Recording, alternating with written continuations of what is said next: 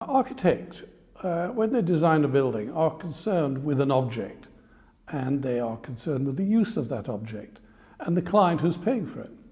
When you're designing a master plan, it's very different. You're looking at the spaces between the buildings, by which I mean the streets, the squares, the parks, and not just the spaces, but you're looking at the use of those spaces. There's no point having empty spaces, and there are plenty of examples of master plans that haven't worked.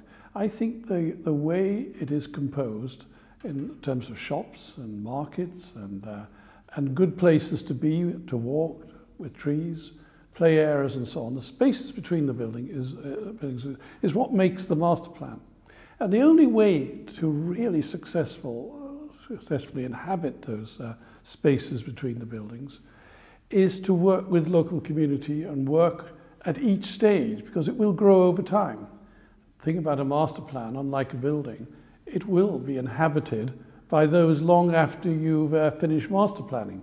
And so how people take it up, how they respond to it, it's interactive. So over 10, 20, and indeed, even when it's completely built out in, say, 20 years' time, it will change in 40, 50 years' time. These are my sketches of the first thoughts about the organisation and structure of the master plan based upon the historic geometry. So I've taken the waterfront, the strand as I call it, and the timber jetty, which has this east-west geometry. And then there are the docks and the slipways that then have a rectilinear geometry at right angles to the river. And that sets up the organisation of the urban quarter. And I then look at where the gates are, and I organise coming in from the gates so that it respects and orders itself around that urban geometry. And then I looked at the existing building, the Olympia building, which sits in the heart, and I look at how that can make the heart of the scheme. Put a square around it, put all the main streets to focus around it. And then I looked at all the edge conditions, the Evelyn Quarter, where the gardens used to be, where the park is at the moment, how that can link into the square. And we call that the Evelyn Quarter.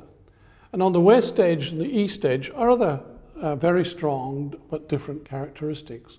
On the west edge was the Mass Pond as an existing park. And on the east edge is the existing houses that sit along there on the edge and the slipway and park beyond it.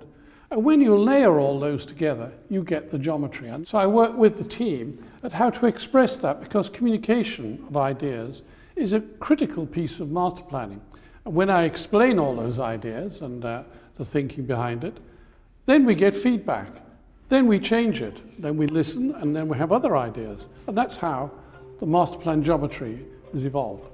Covent Garden is a wonderful example of a good master plan for a fruit and vegetable market, and that's now another kind of thing, simply because it was really well thought out in the first place. The high streets are always very successful places to start. Marylebone High Street is held out as a very successful high street. But I think Deptford High Street has a lot of potential, because high streets are not just about shops. They're about where the buses stop, where the pubs are, the cinemas. It's where people come to meet. It's where the railway stations are.